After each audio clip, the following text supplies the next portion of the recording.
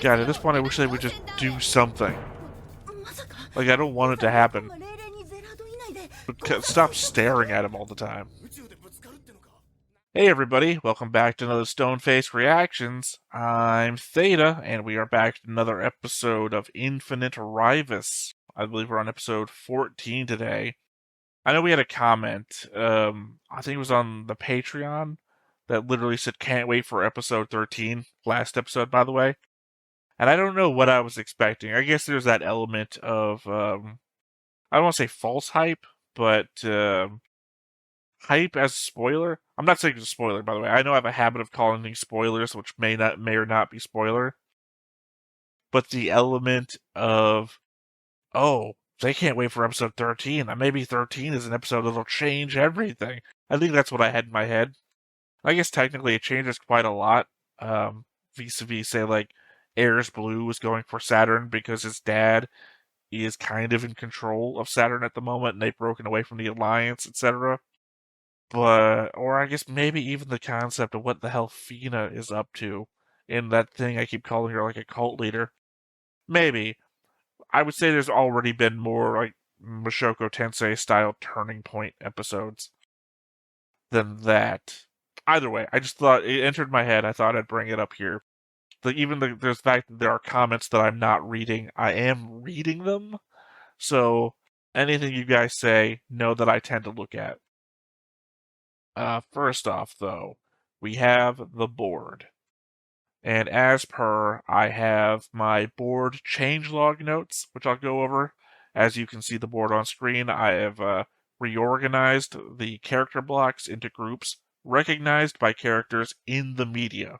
So I've removed the protagonist group as a box, as that was just a label that I put on a number of the characters, and it's clear that we've moved into more of an ensemble journey. I changed the name Blue, or rather the name of Team Blue, to Supervisors, retaining all of Blue's crew, obviously minus Sandapo, and adding Koji and Fina, because, well, Team Blue is already team in there, but Supervisors is the group that now, like, runs the bridge and is in control of the Zwei crew to the people in the show, right? So that makes sense in the medium. The Zwei crew remains as they are, still a recognized and ostracized group on the ship. Grand McDaniel was removed from the group. Luxon remains in the group, as regardless of others think, the general populace still regards him as Y, as per last episode where he was getting, like, ganged up on in the hallways. Let's see. Created an outcasts category for San Topo and Grand McDaniel, and I guess all future outcasts, because it seems like the interaction level of people on the ship is going on a downward spike. If we are, I was going to say Lost Boys, if we are Lord of the Flies, then we have clearly started down the route of inter-fighting between groups, right? I think we're on our downhill slope. I don't know if we're even going to reach Saturn. I also created a Vital Garter box for its controllers and the subcrew. I also tried to color coordinate these. I didn't mention that there, but obviously the Orbital Security Bureau is still in its gray. Turned to Supervisors blue, Zwei crew yellow, Vital Garter orange, Outcasts red, just so you could see the boxes in the intermingling that's going on between all the lines that are crisscrossing everybody. Connected Aaron Rigby and Fiona with a green line because they're now up to something in a friendly way, well, friendly to each other. Connected Criff and Brian. I almost want to say Brain for some reason. Brian with a green line. Connected Michelle to Brian with a green line. Connected Luxon to Gran with a green line. And connected Rico to Nyx with a white line. Obviously, those are things that happened in the episode, which I don't think require discussion, but I'll also wait and see if I don't have notes that cover that discussion-wise. And speaking of notes, let's go ahead and hop into notes. Stein essentially did a worse version of Luxon's plan from the start. in case you don't remember, Luxon was essentially giving out food based on the school's test scores.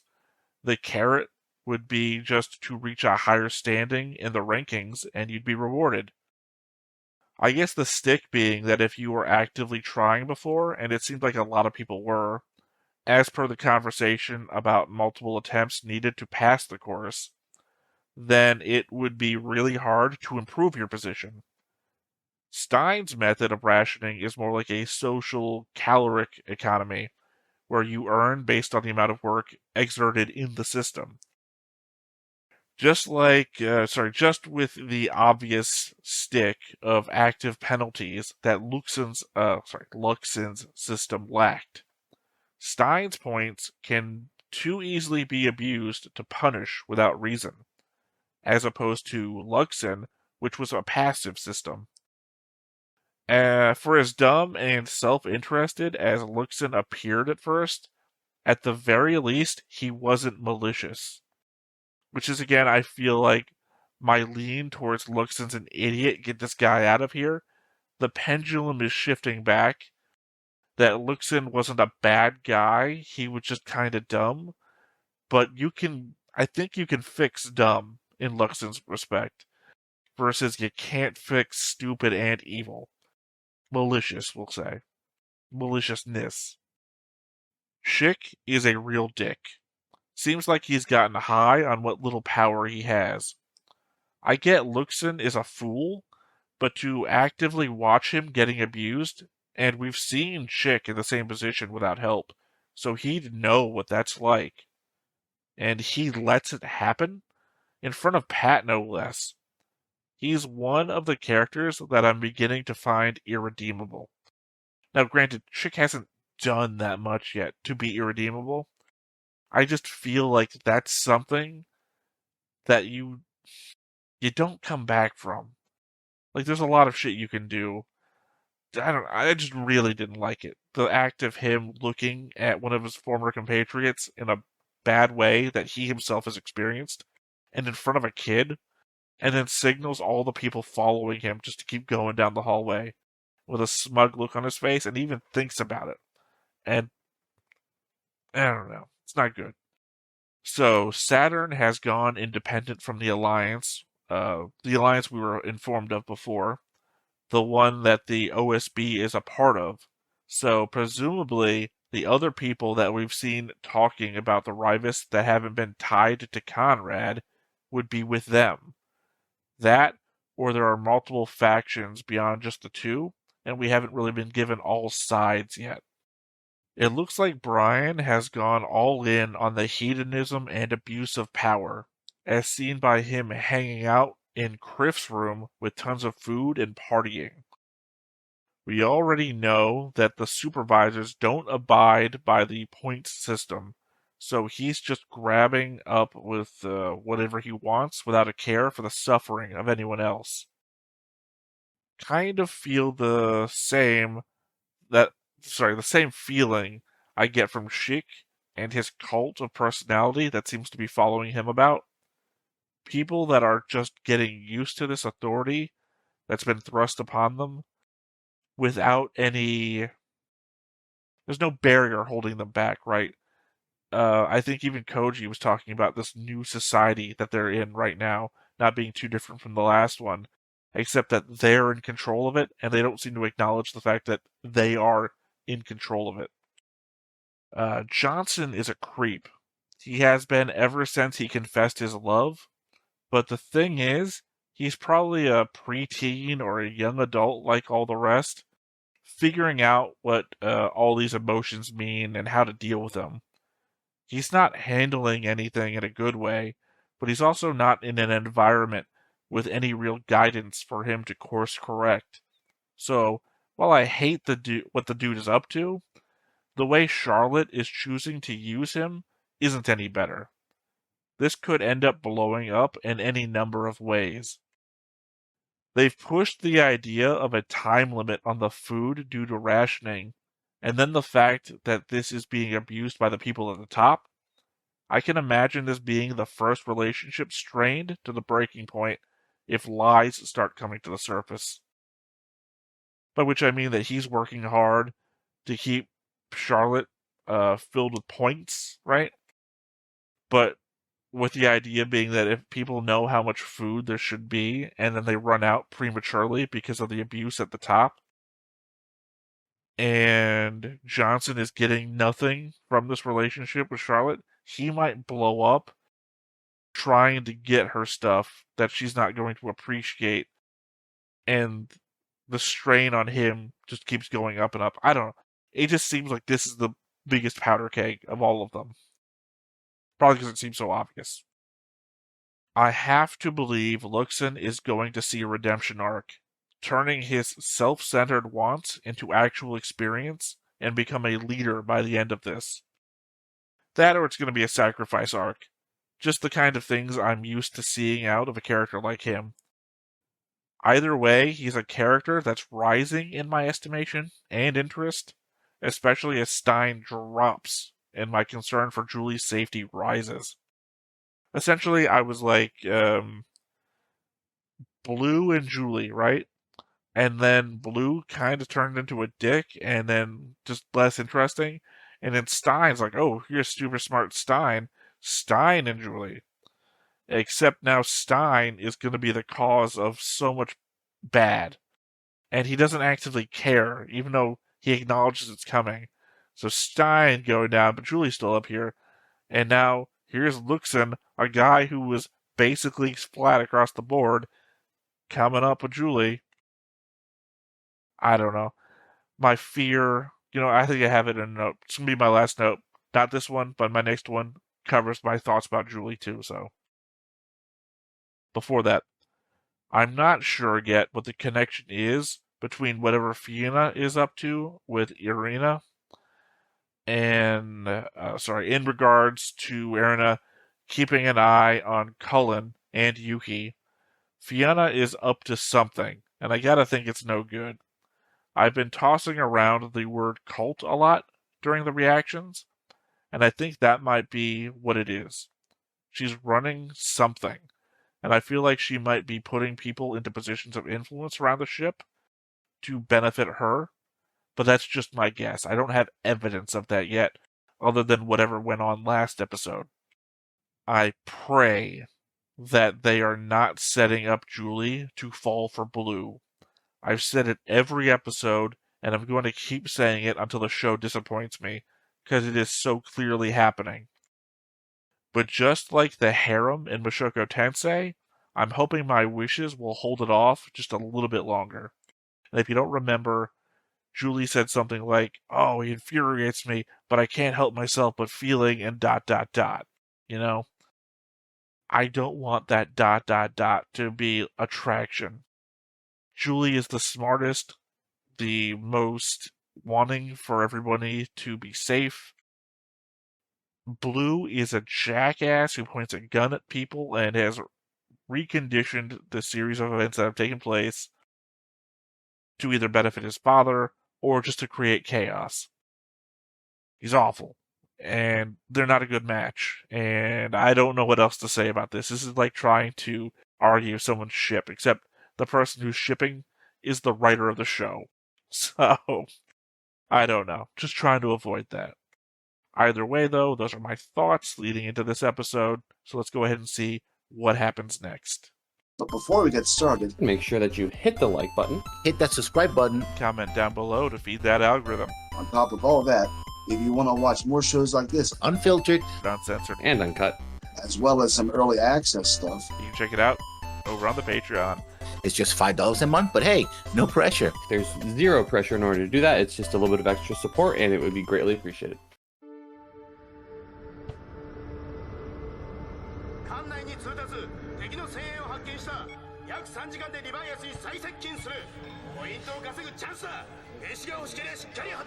They said that you're exhausting everybody.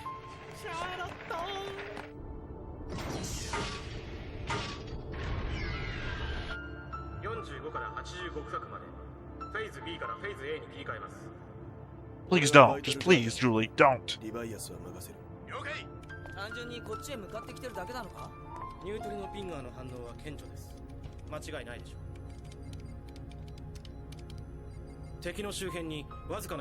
Especially on that everyone is super confident that they can take this for no reason. 慣れ始めてた。不安に、戦うことに、命令されることに。それでもいいと思うのは命の危険がないからだ。Is Charlie gonna do something crazy? バイタルガーダーがある。絶対的な力が。バイタルガーダーが。Iron Vault, though. It's the confusion that there's like multiple names for everything. By the way, I appreciate that Lukeson was sewing Pat's jacket. Even though Pat doesn't seem to appreciate Lukeson. And even the girls were like, oh, Luxon's coming in. I think Luxon has gotten better as a person. Not even as a character, as a person. For having to endure all this. Sorry, there was something else there I'm trying to remember. Oh, the purple girl. Right, I don't think I even addressed it in my notes, not because it wasn't important, because I think I said everything last episode that there was to say about it. Vis-a-vis the conch shell looking thing on the other ship, wrapped in wires, and it being a representation of something on the Ryvius. That has to be what Purple Girl actually looks like. Purple Girl in that scene, just before the opening credits started, I would say actively looked concerned. Oh, also that might explain the two purple girls in the opening. Is that possibly the other purple girl is just another ship, and that's the visual representation of whatever that is. She looked concerned, was my point. And if she's concerned and the people aren't, then either the people aren't concerned, and she's individual from them and not the brain readouts I've said before, or it's a concern. 敵はゲドルトの中だ。バイタルガーダーを発信させりゃいいじゃん。バカ、こっちもゲドルトの中にいるでしょ。どうせバカだもん。ニュートリノピンガーに反応。 Maybe I was wrong about Brian. I think Brian's also being manipulated like Charlie was. 気になりますね。先ほど計測した敵の重力場歪みの数値と。しつけえな。お前は浮上させることだけを考えてりゃいいんだ。わかりました。チャーリー、何ほうけてんだよ。あ、ごめん。 Here's the thing. Stein may have fucked up with the whole point system. He's still one of the smartest people on the ship. I think you listen to Stein when he says something. 了解了解。いいか、2時間以内に発進準備を整える。できないとは言わせない。気が散るんだよ。何もできねえなら黙って座ってろ。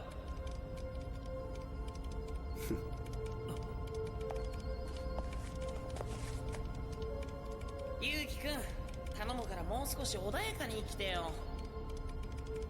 嫌だね。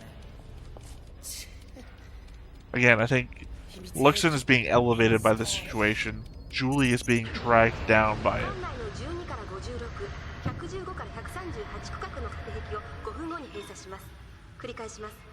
館内の12から56。即に違反した者はポイント没収だ。そこ手を抜くな。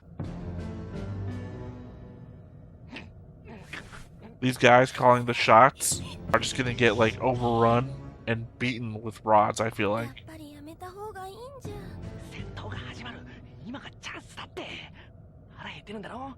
そりゃそうだけど。俺に任せとけって。バッチリとってた。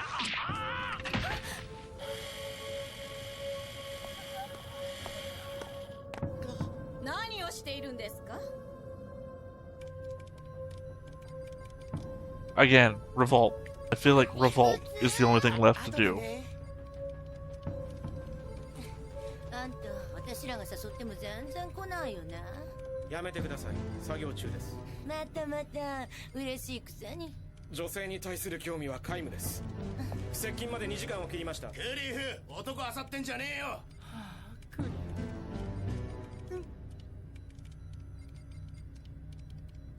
どうしたの？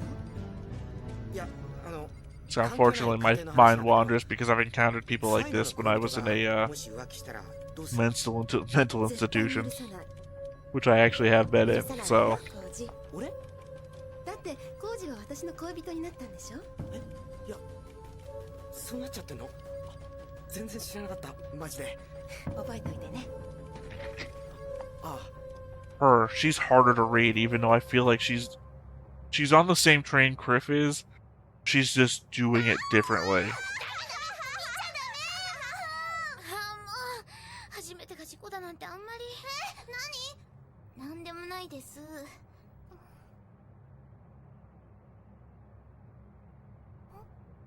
ブリッジから通達します。リバイアス浮上まであと2分。安心したまえ、パッタ君。戦闘になっても今まで通り絶対に勝つ。何しろ私の部下たちが動かしているんだから。ルクスの言うこと信じない。嘘ばっかりだもん。何を言う。私は今も彼らに指示を出してるんだ。よし見てろ。リバイアス浮上せよ。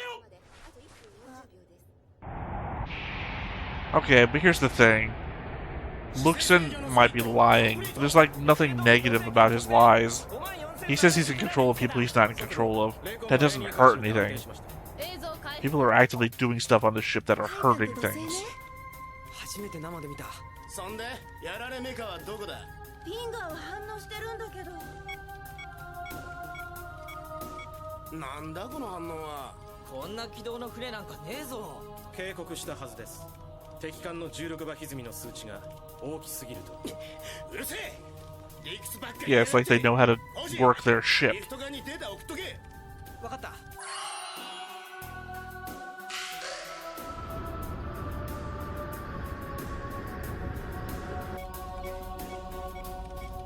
データは受け取ったわ、お兄様。は、バカ野郎。コウジ君、数値デタラメす Is that like kink play? I don't know what they're doing. 何度もチェックしてるよ。データが正確ならかなりヤバめなんじゃない？面白い。退屈してたところだ。風からの伝言、ブルーの意見を聞かせてくれないかって。先手を打つ。手法を発射しろ。短絡的よ。緊急軌道変更用のソリッド3テイクは用意させて。攻撃だ。当たるわけないがな。手法で攻撃しろって。よし、火器管制のロック解除だ。チャーリー、じゃ。ぽよんぽよん。恥ずかしいな。Not everybody. いくらなんでもアイスはないと思うな。チャーリー。あ、振られちゃったね。 Is かわいそうだね。 I honestly can't tell if maybe she even does actually have feelings for Charlie and she's just trying to make him jealous for some reason. 泣いてる泣いてる。本気だったんだ。騙されてんの分かんなかったのか？ The kiss thing last episode is really what threw me off. 本当に撃つのですか？無意味です。相手にこちらの位置を教えるようなものです。ブルーの命令だ。やれよ。わかりました。 Maybe Charlie is going to be the first one to explode, but I feel like... I don't know if this anime would do it, but I feel like Charlie would fucking kill himself to be the thing. Maybe the show would do it. Blue literally put a gun to his own head one episode. 当たるかしら。無理だよ。ねえねえ、押させて押させて。しょうがねえな。ちゃんとタイミング合わせろよ。相手の軌道と。失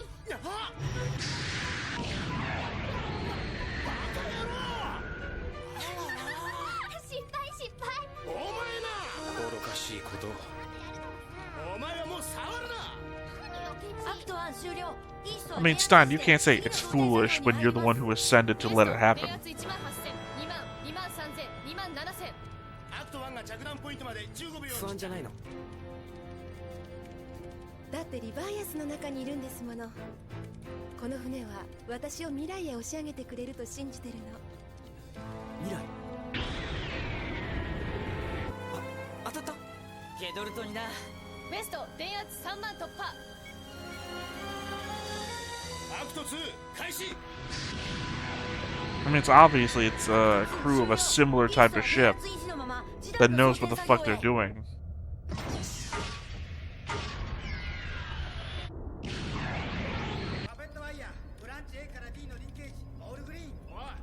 バイタルガーダーはまだ出られないのですか？フェーズ5をクリアしたばかりなの。それより手法の無駄打ちなんとかならないかしら。耐久性も不安だし、私たちだけじゃメンテしきれないわ。それはそちらから指示を出し直していただかないと。そうよね。 Override Blue. I mean, not that you can, but try. ト間へアクト8終了反応なし5分後にアクト9に入りますピンガーに反応やっぱり無傷みたいだ予想した通り最悪の状況ですね Yeah, it's another ship like yours.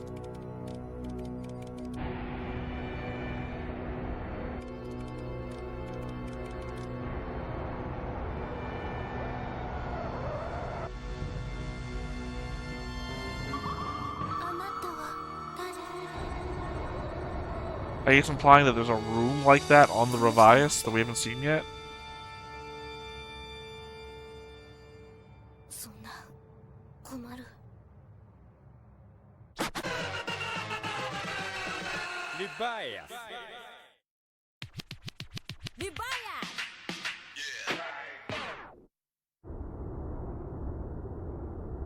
コンディショニンググリーンフェーズ7トランジッション完成制御装置のジャイロにプラスマイナス 0.3 ミリほどの誤差が敵艦捕捉16番歪み17を突破 God, at this point I wish they would just do something. Like, I don't want it to happen. But stop staring at him all the time. 宇宙でぶつかるってのか何億分の1の確率だぞ奇跡にも程があるクライス前方にフィールドを展開してください分かった既存の艦船ではないもしかしたら接触まであと2分正面衝突だ逃げなくちゃどうやって分かんないけどちょうだいやつこんな近距離で無謀です早くしないと来ちゃうかの See, completely disregarding Stein again. 外れたこの距離で嘘でしょ正面から来るのに接触まで35秒ぶつかるそんなコージシートに座って固定しないと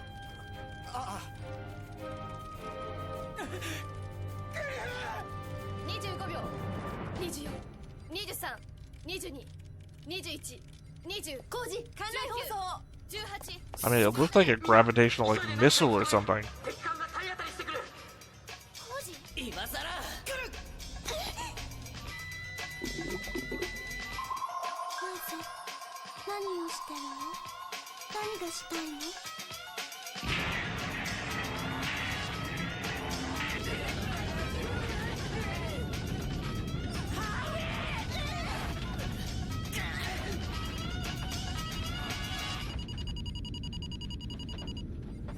敵艦の軌道が変更されましたリバイアスの軌道のズレも誤差修正範囲内ですやったやったぜなんだ大したことないじゃんダーク助かったね信じていたもの I was gonna say, it looked like she wasn't afraid at all. But apparently, it looked like she was also just now praying. 回避したってごめんなさい God damn it, Julie.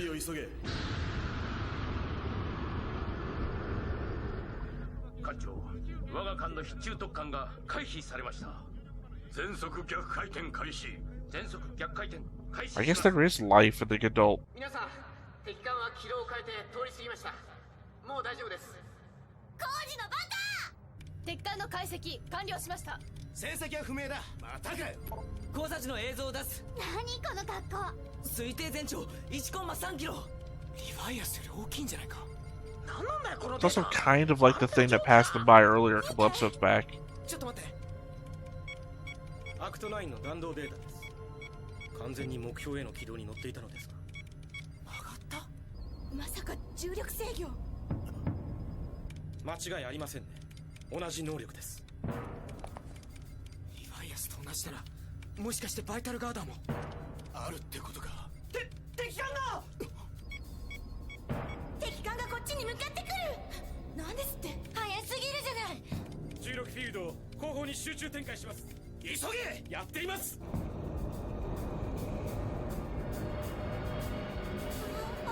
敵艦予測航跡確認7分3秒点方向に地軸を修正します速度580敵艦との相 But 対 where did they come from if they are life in the adult?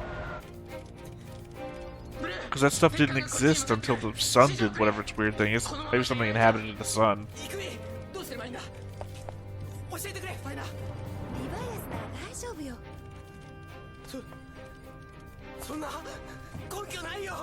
See, she's completely destroying Koji's whatever. I wouldn't even say self-confidence.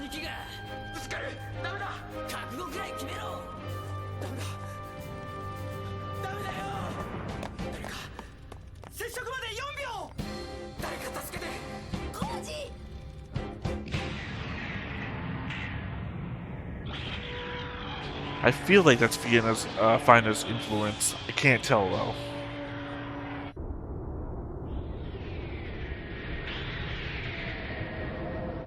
Oh, the thing from the opening of the show. おかしいな。死ぬ時ってこういう感じなのか。ただ単に怖いだけじゃないか。走馬灯だよ。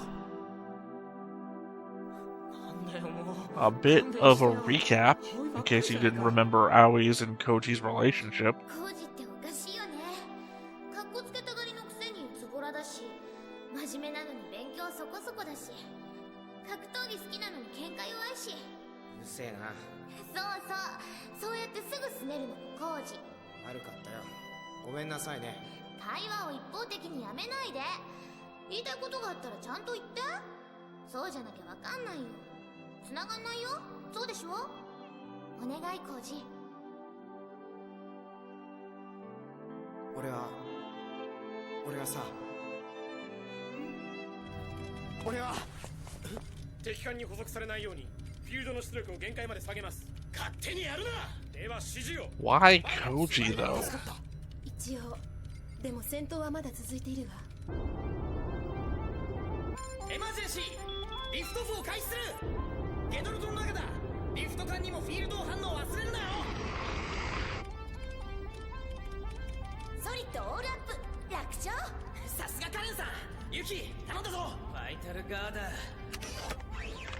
リフトオフ。フィールドをデフォルトで固定。パペットワイヤー稼働率 Great music. Also, way different from like all the other music of the show. 戦力が同じなら相手の方に分があるわ。逃げ切れるわけがない。生きるにしても死ぬにして奴と戦ってからだ。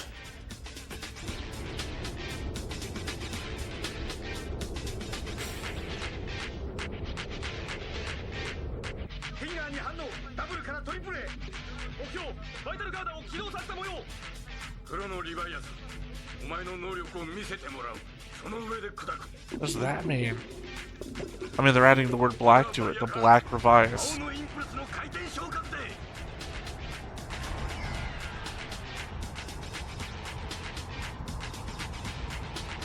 In what situation is a drill better? Like, what is it designed for? What is it supposed to be doing? 双方のバイタルガーダーを起動せよ。必中特艦で砕き散らす。この青のインプルス。 It's like a narwhal in space. I just mean, they've got a railgun, you've got a drill.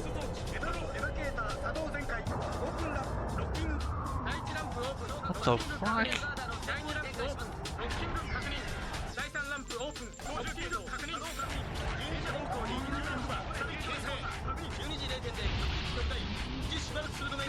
Okay, you don't have a drill. The drill is your vital garter, I guess. 2つに分かれてたと。敵のバイタルガーダーに間違いありません。敵のそんな。こっちも起動したみたい。急げ。リヴァイアスを守るんだ。今日は止めないのか。相手がバイタルガーダーなら無人な。 I guess if it's their vital garter, then it doesn't really matter what shape it's in, since it's all gravity stuff. 最悪の状況も考えておく必要がある。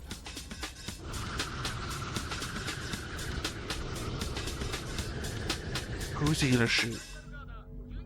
目標は敵バイタルガーダーに固定。全速巡回転で粉砕し破砕し爆砕しチリアクタと化せ。それこそがインプルスだ。はっ、初のバイア戦。勝利は我が青のインプルスがいただく。目標設定完了。よし、必中特 Okay, so it implies that bioships have never fought before. So maybe that's not the cause of the incident from the past. Also, no idea what the hell was going on with all this that he's doing. すげえスピードだ。完全に接触ラインだ。到達まで30秒。カレン D4 号のソリッドをロードしてくれ。 DG3 人にもね。あ、ユキ、右腕の操作を任せる。横っ面引っ張ってけ。出力は70で固定だ。 DG323 終了と同時に RK30 に切り替える。かわして戦え。そういうことかよ。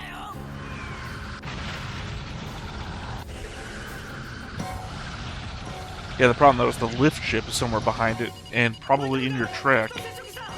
そう早すぎて追い切れねえ。ひくみ、ユキ。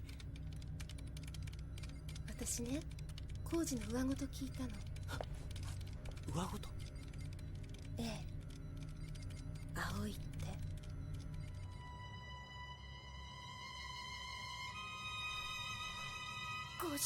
Such a complicated mix of emotions between all these characters that I'm hardly qualified to keep track of.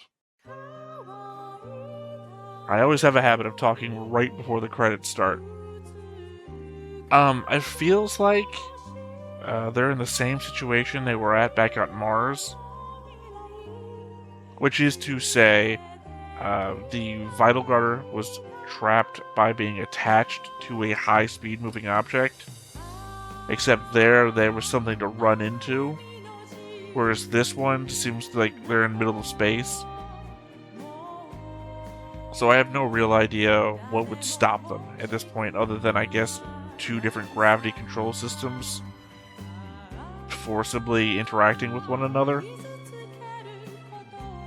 Except for, again, one crew knows or is trained on how to use it and the other one wasn't. I mean, I really don't know. I guess 2 lift ships are also getting dragged behind. Well, no, because one seems to be built in and the other one is being dragged behind.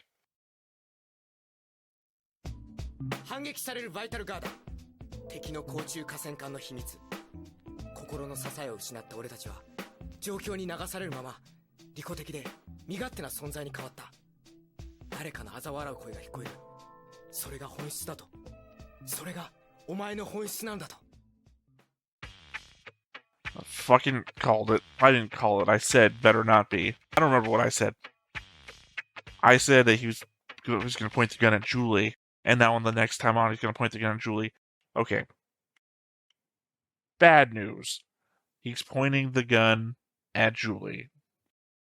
Good news. I can't think of any better way for her to not fall in love with the man by him pointing a gun at her. I don't want either of these things. Well, one, I do not want her to fall in love with him, so I do want that one. I do not want him pointing a gun at her. Also, what is achieved? Is he going to threaten a bunch of people in the room who don't even know Julie? Other than what small interactions they've had since the start of this?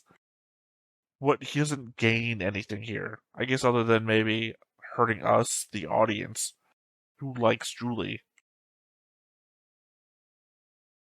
I dislike Pat's negligence or negligent attitude towards Luxon, but Pat is a very young kid, so it's obviously I'm not going to deride a small child for saying small child things. It's just literally they passed Pat on to Luxon, and even though Pat enjoys the company of all those other people more, Luxon is the one taking care of him, and kind of also raising him now, if you think about it. I mean, by virtue of the fact that his father is dead, we have no idea if he even has a mother. And the other, well, 2 of the girls are kind to him, but aren't actively taking their time to handle him. And Ran is just creepy sometimes, where I don't even know what her goal is when it comes to Pat. Otherwise, yeah, I think anybody watching the show, even as dumb as I am, could have seen this coming a mile away. They're not treating the threat as a threat. I think they think they're the strongest ship in space for some reason.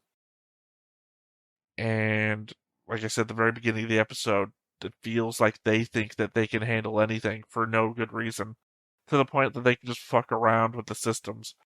This is like when you're playing a video game and you just don't care anymore and you just start making choices that are dumb, hoping the game will end. Except that these people don't think the game is going to end because it's, well, one, it's not even a game. Yeah, and Charlie fucked everything up for the Y at the beginning when he switched teams, or not switched teams, so he got manipulated by Blue and Gang. And now Blue and Gang are like shrugging him off, and it seems clear to me that Charlie is going to do something. But I don't know if he's like gonna switch it up for another third group, bring it back to this Y, kill himself. I honestly have no fucking idea what's gonna go on with Charlie. I guess it's everything that I thought Johnson was going to explode. It was actually Charlie. I don't know why I thought Johnson was gonna be worse than Charlie, when literally we saw Charlie begging and screaming and then throwing flowers off of a high perch that he was staring down the whole time. One actually has to wonder, did Charlie see the purple girl down there? Because she was down there, and he was just standing there staring the whole time. I don't know. I think there's enough here that I'm gonna need time to think about and also take notes about clearly. Because, again, when it comes to the emotional level stuff, like people's motivations and actions judged against the emotions that are causing them, I have a harder time understanding that than when it's just clear in the moment action. So yeah, I think I just need time to think about this, figure out where people's emotions are that are causing them to do things that they're doing, and then come back to it next time. So, once again, I've been Theta. This has been Stone-Faced Reactions, and we will catch you next time. Bye-bye.